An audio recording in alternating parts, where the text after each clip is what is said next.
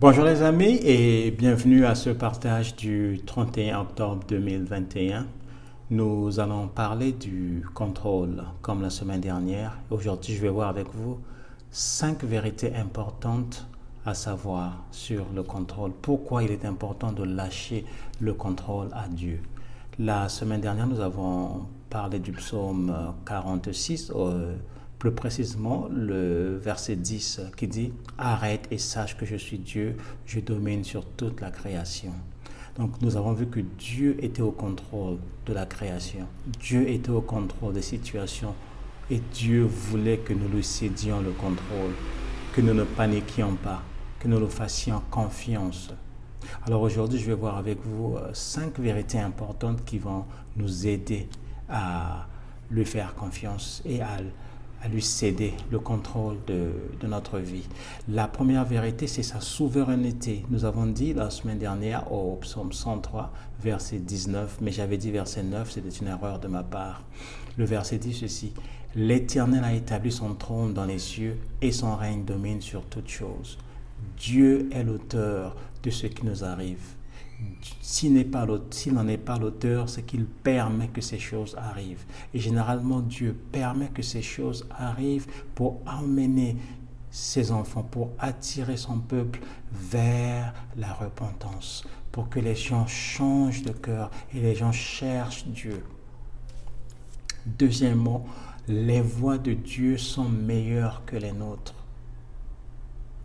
Ésaïe 55, 8 à 9 nous dit ceci: « Car mes pensées ne sont pas vos pensées et vos voix ne sont pas mes voix, dit l'Éternel. Autant les cieux sont élevés au-dessus de la terre, autant mes voix sont élevées au-dessus de vos voix et mes pensées au-dessus de vos pensées. »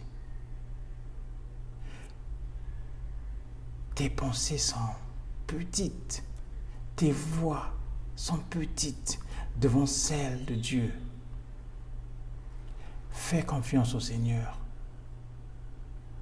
Laisse-le te diriger. Troisième vérité, Dieu a un plan merveilleux pour nous. Dieu a un plan merveilleux pour toi.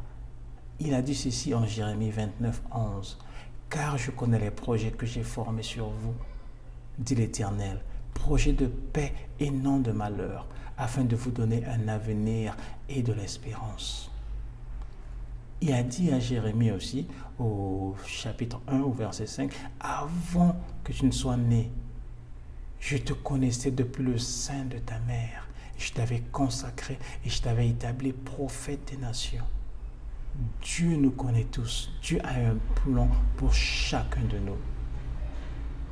Mais ce qui arrive, c'est que nous refusons le plan de Dieu pour choisir le nôtre. Nous croyons que notre plan est meilleur que celui de Dieu. C'est une erreur, les amis. Dieu a tout prévu dans son plan. La provision, la direction, la protection, tout ce dont tu auras besoin se trouve déjà dans son plan pour toi. Tout ce que tu as à faire, c'est d'accepter son plan, d'embrasser le plan de Dieu pour toi et de dire: « Seigneur, me voici, j'accepte ton plan. Je me soumets à ta volonté, dirige-moi. » Ne résiste pas à Dieu, bien-aimé. Quatrième vérité importante, Dieu nous a créés avec une libre volonté. Il ne va jamais nous forcer. Pourquoi? Mais parce que si Dieu nous forçait, on deviendrait comme des robots. Dieu n'avait pas besoin des gens, des robots. Il avait besoin des gens qui pouvaient faire un choix de lui obéir, de l'aimer. Donc, on peut choisir le plan de Dieu pour nous ou on peut le refuser. Deutéronome 28. Quand on choisit une voie différente à celle de Dieu, mais on s'ouvre, on s'expose à des conséquences graves. On peut le voir avec Adam et Ève en Genèse 3, lorsqu'ils ont décidé de désobéir à Dieu. Alors que Dieu leur avait donné tout, il leur avait dit: « Dominez sur toute la création, mais ne mangez pas du fruit de l'arbre, de la connaissance du bien et du mal. » Qu'est-ce qu'ils ont fait? Mais ils ont choisi de manger de ce fruit. Et il y a eu les conséquences. Le péché est entré dans le monde, la mort est entrée, la souffrance, toutes sortes de maux aujourd'hui étaient la conséquence de ce péché d'Adam et Ève. Lorsqu'on regarde un autre exemple intéressant dans Genèse 1, 6, je vais un peu m'y attarder, c'était Abraham et Sarah. En Genèse 5 au verset 4, Dieu a dit à Abraham qu'il lui donnerait un fils qui serait son héritier.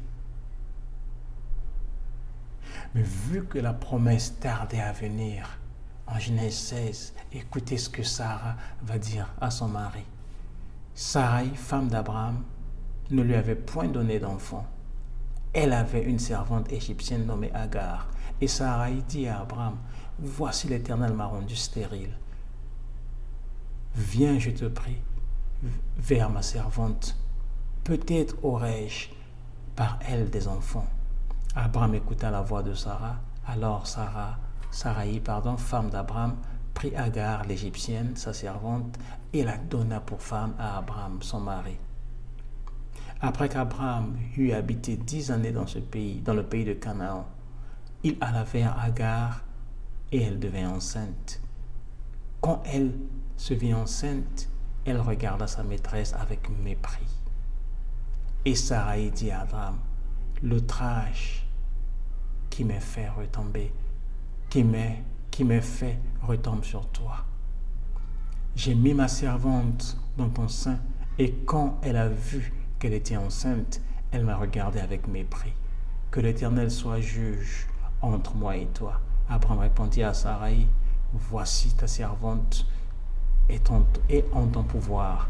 Agis à son égard comme tu le trouveras bon. » Alors Sarai la maltraita et Agar s'enfuit loin d'elle. On voit ici qu'Abraham avait reçu la promesse de Dieu. Il savait que Dieu leur avait promis un enfant. Mais voyant que la promesse tardait à venir, et certainement que leur âge aussi était avancé, ils ont aussi vu qu'ils étaient vraiment avancés en âge, alors Sarai, sa femme, a décidé de prendre un raccourci et dit à Abraham, « Va avec ma servante, et peut-être qu'elle me donnera des enfants. » C'était normal dans la coutume de l'époque. Vous voyez qu'Abraham n'a pas hésité de le faire parce que c'était quelque chose qui était normal dans leur coutume. Mais ce n'était pas la volonté de Dieu. Dieu est pour la monogamie. Dieu n'est pas pour la polygamie. Il a dit, l'homme quittera son père et sa femme et s'attachera à sa femme, pour s'attacher à sa femme, et les deux deviendront une seule chair. Il n'a jamais dit, l'homme quittera son père et sa mère pour s'attacher à ses femmes, à sa femme. Ici, il prend un raccourci. Alors Abraham fait un enfant avec sa servante. Et quand la servante réalise qu'elle est enceinte, elle méprise sa patronne. Elle manque de respect à sa patronne. Voilà ce que le péché peut faire. Voilà ce que lorsqu'on décide de prendre les choses en main, lorsqu'on décide de ne pas faire confiance en Dieu, on peut créer des dégâts. Et aujourd'hui, il y a un conflit entre les enfants d'Isaac et les enfants d'Ismaël. Nos actions peuvent avoir des conséquences très graves. Donc, avant d'agir, les amis, prenons le temps de réfléchir. Est-ce que je suis en train de faire la bonne chose? Est-ce que ce que je suis en train de faire est conforme à la promesse de Dieu pour moi? Ou est-ce que j'essaie de prendre les choses en main? On a aussi le cas de Jonas. Dieu lui a dit d'aller à Ninive. Jonas a refusé et il est parti vers Tarsis. Mais que lui est-il arrivé en route? Il a failli mourir. Cinquième clé ou cinquième vérité. Nos propres choix peuvent nous conduire à la mort, vers le désastre.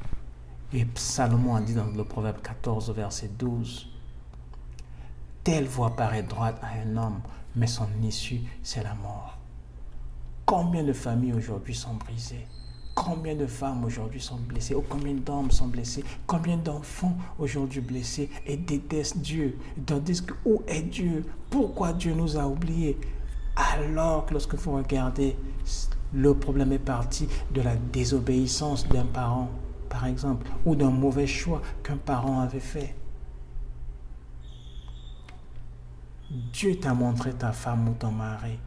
Tu savais que c'était la bonne personne à épouser, mais tu as refusé.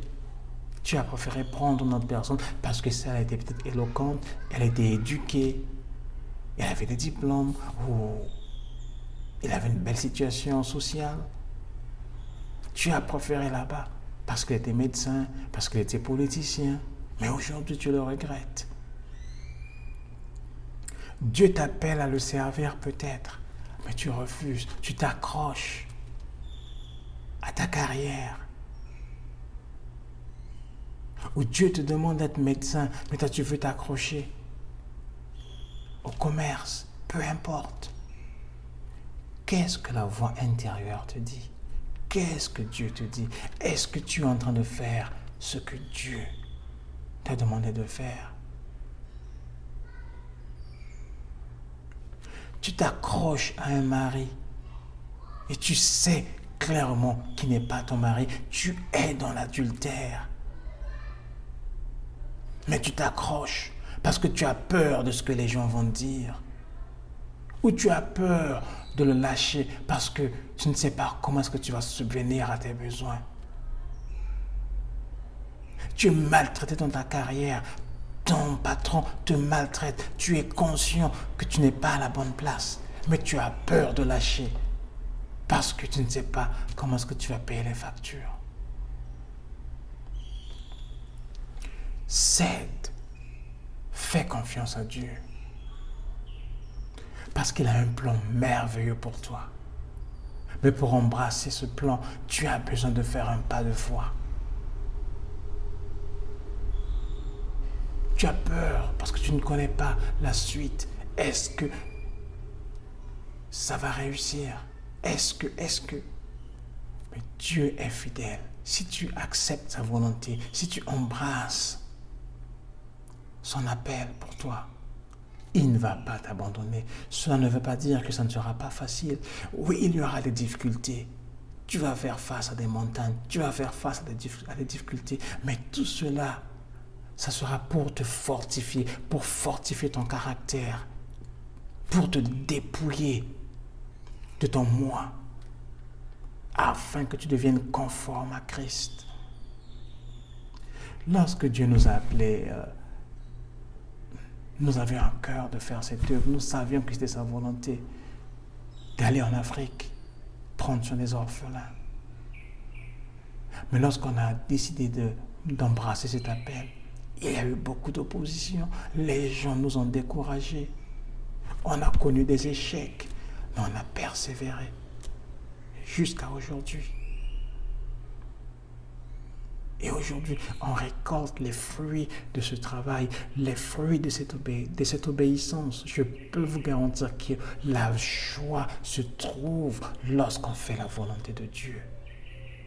Malgré les circonstances, malgré l'opposition, tu auras une joie, tu auras une paix qui surpasse toute intelligence. Et aujourd'hui, lorsque je vois tous les enfants qui ont été secourus, aujourd'hui, je vois la portée de ce ministère. Nous sommes dans 4 pays aujourd'hui. Au Canada, aux États-Unis, en France, au Congo. Mais c'est parti juste d'un petit rêve, d'une obéissance et de beaucoup de sacrifices, beaucoup de consécration. Et aujourd'hui, Dieu nous ouvre les portes. Il y a quelques années, nous étions aux États-Unis à une levée de fonds pour notre organisme Moana Village.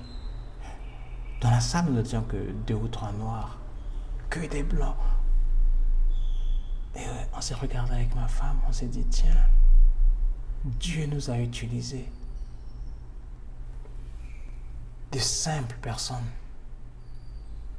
pour accomplir cette œuvre.